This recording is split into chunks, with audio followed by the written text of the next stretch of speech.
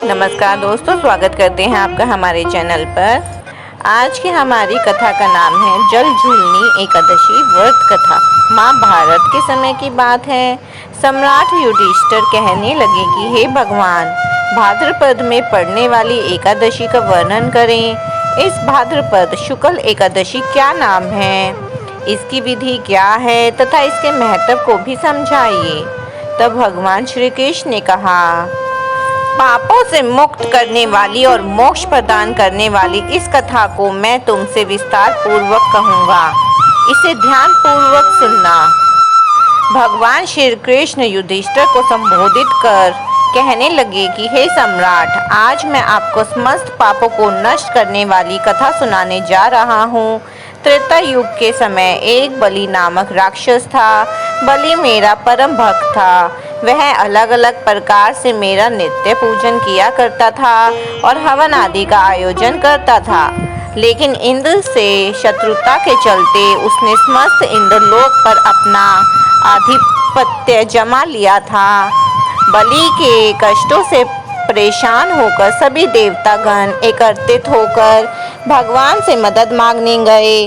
इंद्रदेव समेत बृहस्पति नतमस्तक होकर भगवान के समक्ष प्रार्थना करने लगे, जिसके बाद मैंने वामन रूप धारण कर धरती पर 5वां अवतार लिया और फिर महापराक्रमी राजा बलि को जीत लिया।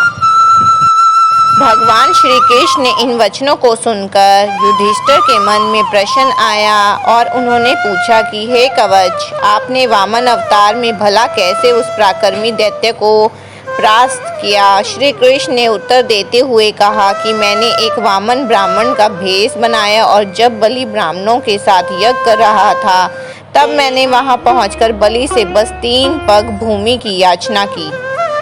राजा बलि ने सोचा 3 पग भूमि तो बहुत कम होती है और यह समझकर उन्होंने मुझे 3 पग भूमि देने का आश्वासन दे दिया। जिसके बाद मैंने बलि को अपने चतुर्भुज रूप का दर्शन दिया और भूलोक में पद, भुवलोक में जंगा, स्वर्गलोक में कमर, महलोक में पेट, जनलोक में हृदय, यमलोक में कंठ तथा सत्यलोक में मुख, उसके ऊपर मस्तक को रखा। यह सब होने के बाद मैंने राजा बलि से कहा कि हे राजन, एक पग पृथ्वी से, दूसरा स्वर्गलोक से पूर्ण हो गया, अब तीसरा पग कहाँ रखूं? इसके बाद पूरे ब्रह्मांड में कोई भी जगह शेष नहीं होने के कारण बलि ने अंत में अपना शीश झुका लिया और मैंने अपना तीसरा पग उसके मस्तक पर रख दिया। जिसके बाद वह पाताल की ओर चला गया। मेरे प्रति उसकी इस भक्ति और समर्पण को देखते हुए मैंने बलि को यह आश्वासन दिया, मैं सदैव तुम्हारे आसपास ही रहूँगा। जिसके बाद बलि के कहने के अनुसार भाद्रपद माह के शुक्ल एकादशी के दिन उसके आश्रम पर मेरी प्रतिमा की स्थापना की गई। इसी प्रकार हे राजन, इस एकादशी के दिन योग निद्रा में गए भगवान नारायण शयन करते हुए करवट लेते हैं। इसलिए इस एकादशी के दिन सृष्टि के संचालक भगवान विष्णु का पूजन करना श्रेष्ठ माना गया है।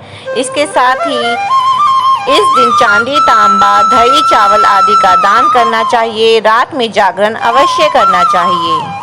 जो भी व्यक्ति विधि विधान से इस एकादशी का व्रत रखते हैं उन्हें सभी प्रकार के पापों से मुक्ति मिलती है और मृत्यु के बाद परम धाम की प्राप्ति होती है। जो भी लोग इस कथा का श्रवण करते हैं या पढ़ते हैं तो उन्हें 1000 अश्वमेघ यज्ञ के बराबर फल की प्राप्ति होती है।